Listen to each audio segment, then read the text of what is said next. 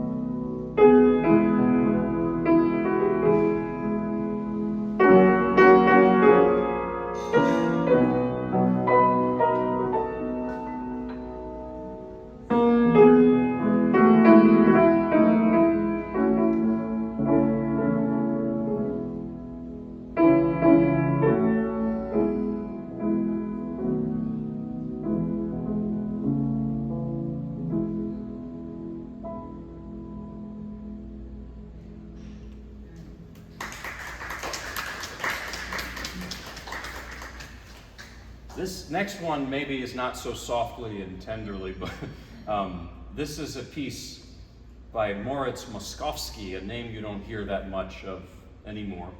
Moskowski's piece, it's called Guitar, like a Spanish flamenco guitar. You're going to hear it like a strummed guitar. Usually you hear it on violin, because Moskowski had a friend named Sarasate, who was a Spanish violinist, Pablo de Sarasate. And Sarasate, he loved this piece so much that he arranged it for the violin. That's usually how you hear it. So here it is, Guitar by Moskowski. It's very bubbly and fun. Oh, I know what it was. 1 second, I'm missing something. I usually keep a watch so I can see what time it is. All right.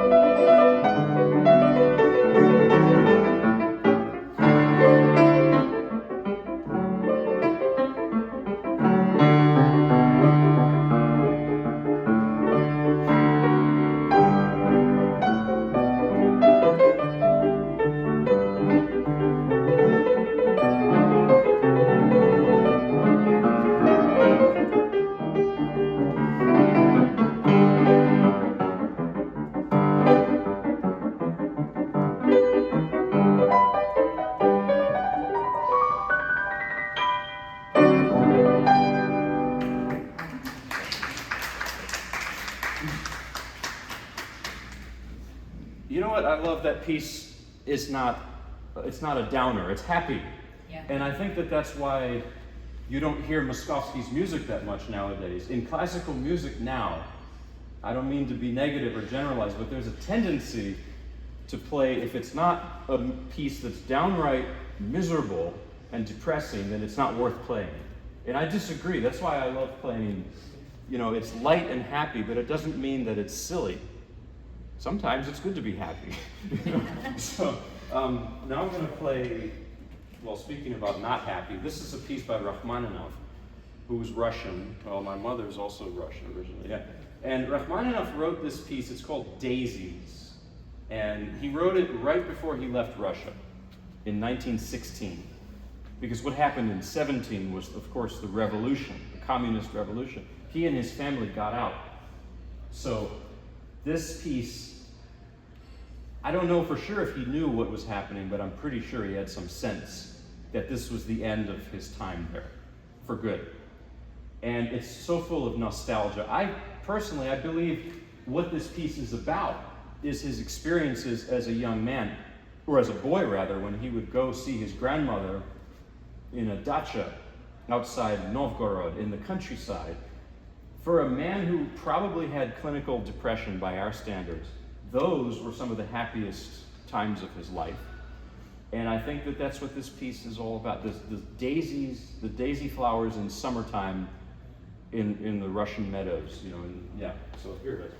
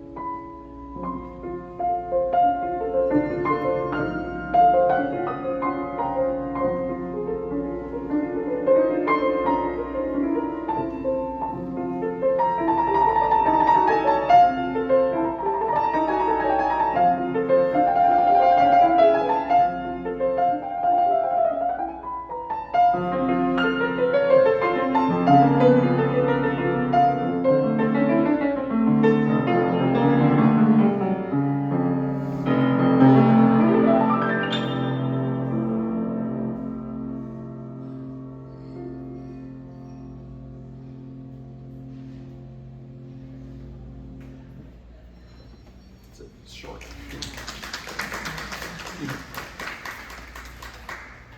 Now here's a French piece. This is Maurice Ravel, Pièce en forme de habanera, piece in the style of a habanera. Habanera is not only a pepper, spicy pepper, but it's a dance that goes with this rhythm like this. It's originally from Cuba, from Havana. Bum, bum, bum, bum, bum. There's a famous one from Carmen by Bizet. So this piece, well, Ravel, he was sort of like an impressionist. You know, the impressionist painters with their color and slightly blurred images. A lot of people compare Debussy and Ravel to those painters. I think it works, it makes sense. This is an arrangement of the piece because the original is for voice and piano. You hear it on violin, on flute often. But the arranger was a guy named Daniel Ericourt, who actually lived and taught in Greensboro, local. He knew Ravel, he knew Debussy. And the funny story is, I played this piece in Greensboro the first time I played it, and I forgot to look up Daniel Ericourt. I didn't know who he was.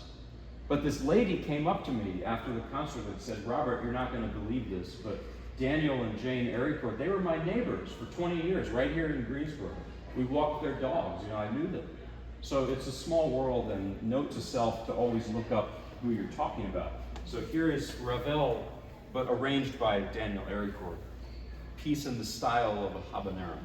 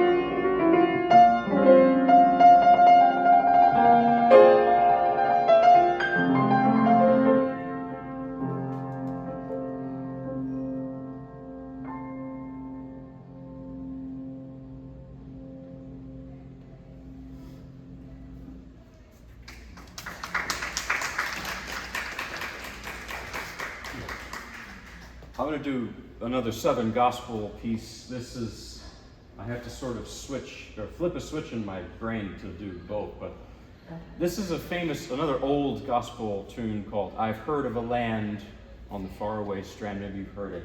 So I'm going to play it in my version with some changes. So.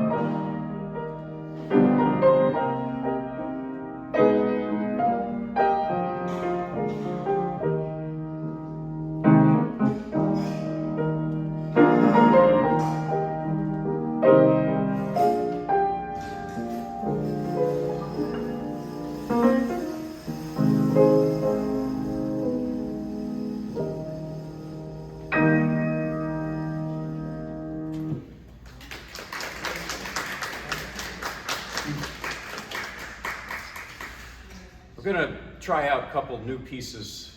Well, for me, new pieces. This one I just learned, like, I don't even want to say the last couple of days. It's new. This is by Fritz Kreisler, a great Viennese violinist who left. He left Austria in the 30s when the Nazis came to power. He was Jewish. There was, of course, the rise of fascism and anti-Semitism, and he left, came here, and was big friends with, coincidentally, Rachmaninoff, who I played. So, this piece is called Caprice Viennois, or Viennese Caprice. It has a little bit of the waltz in there, just a little bit of a taste of it. And I think that what's interesting is Kreisler, who left, he escaped the anti-Semitism and everything, but there's nobody more Vienna than Kreisler, really. Kreisler was Vienna in his music, even though he was ultimately rejected by that culture as it descended into its madness. So, you know, Vienna in its best, you know, before the war, right? It had this quality that there's a German word, Gemütlichkeit, which means coziness or contentment.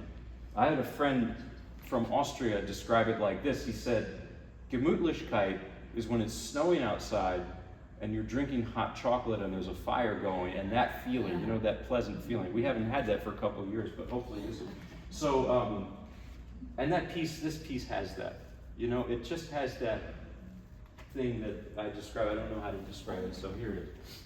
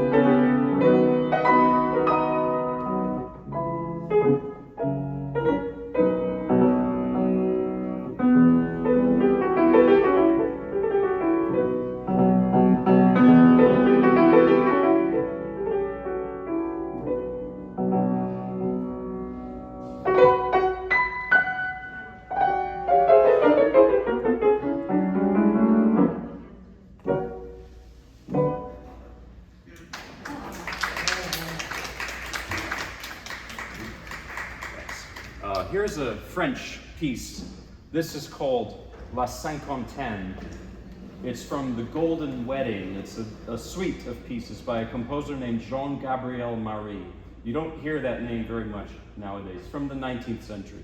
And this piece is such a good combination of two opposites.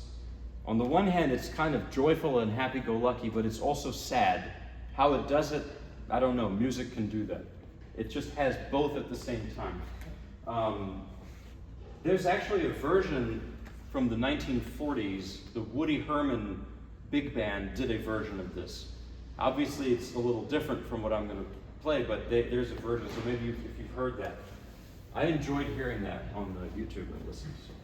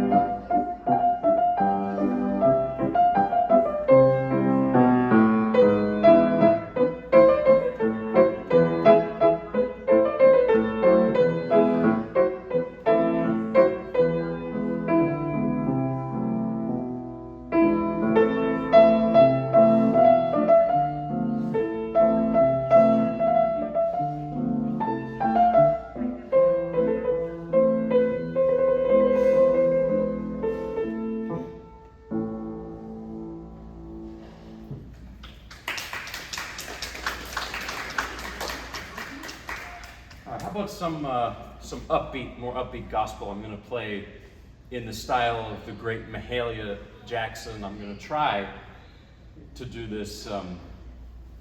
This is the spiritual. He's got the whole world in his hands. One thing about Mahalia Jackson, who was not only a great musician, but a great human. You look at her relationship with Dr. Martin Luther King, she actually inspired the I Have a Dream speech. She shouted to him, tell him about the dream, in March on Washington. He had prepared a speech, a different speech, and she was right there. So she was this, and I want to also tell a quick story. I said the name Mahalia Jackson somewhere, I won't say where, and someone started laughing. I was actually upset because I love Mahalia Jackson so much. And I got in my car, and it hit me that that person thought I had said Michael Jackson. Completely different. Yeah, there's nothing, so this is Mahalia Jackson, the great old school gospel singer. So he's got the whole world in his hands.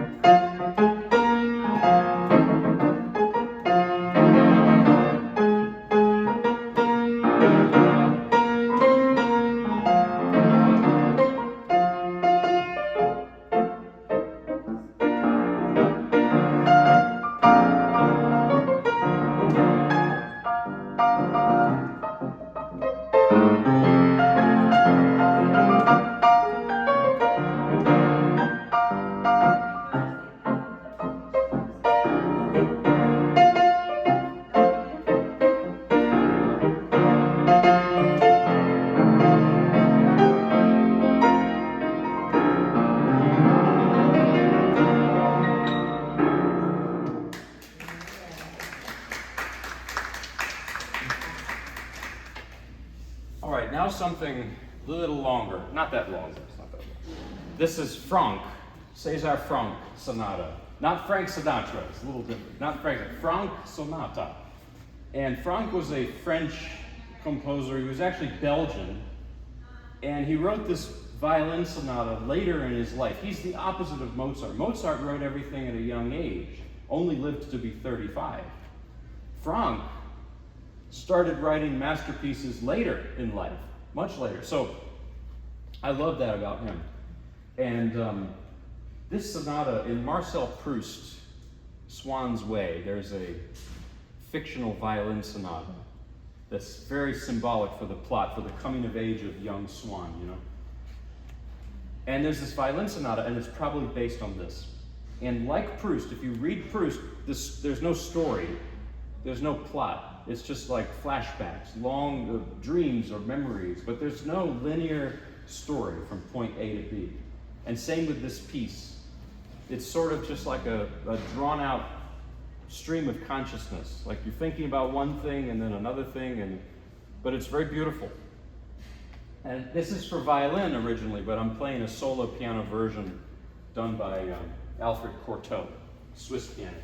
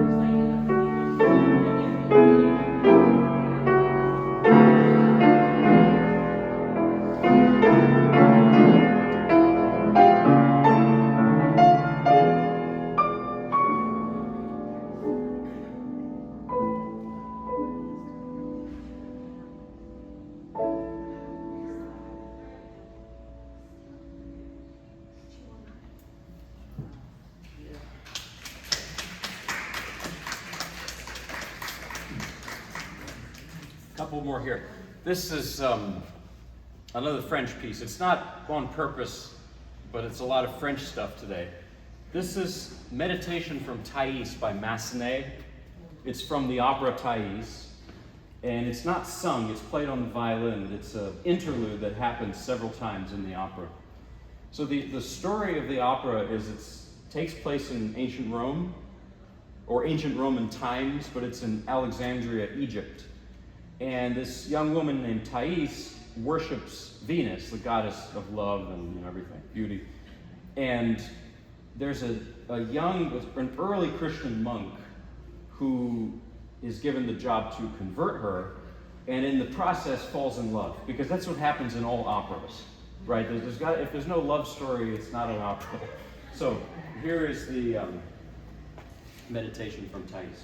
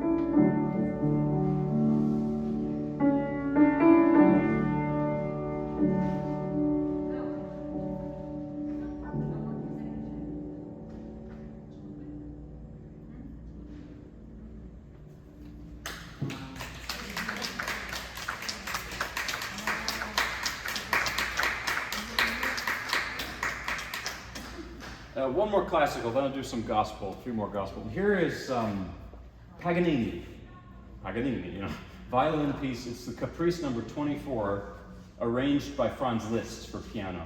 So Paganini was this kind of wild man, he was like a rock star.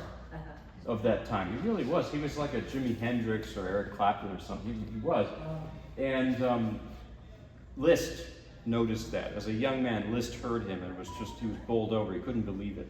And so he made some arrangements of Paganini for the piano. Maybe you've heard it before. It's this. It's a famous theme in variations, but see what Liszt does with it. He turns it into a piano piece. So I'm going to warn you, it gets a little, it's not so mellow. I played mostly mellow things today, but this ain't mellow, okay? So.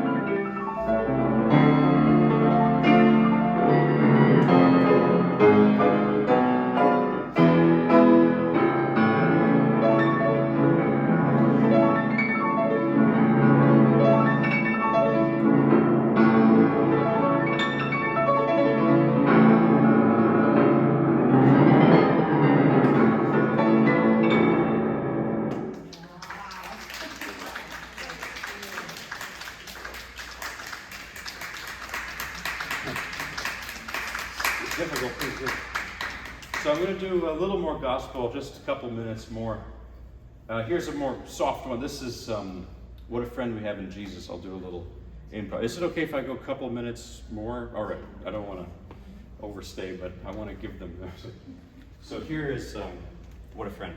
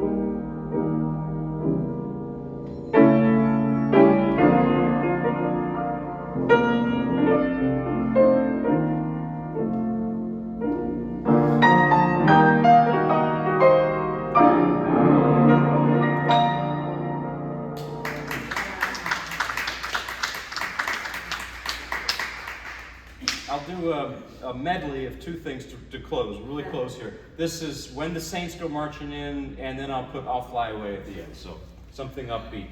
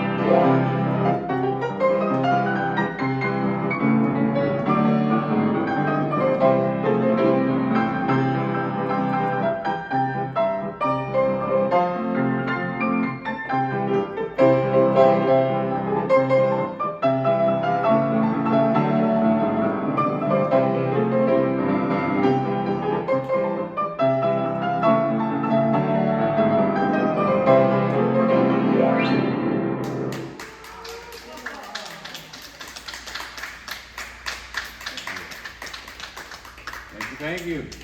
Have a wonderful day, and I will see you soon. So thank you very much. Thank you very much.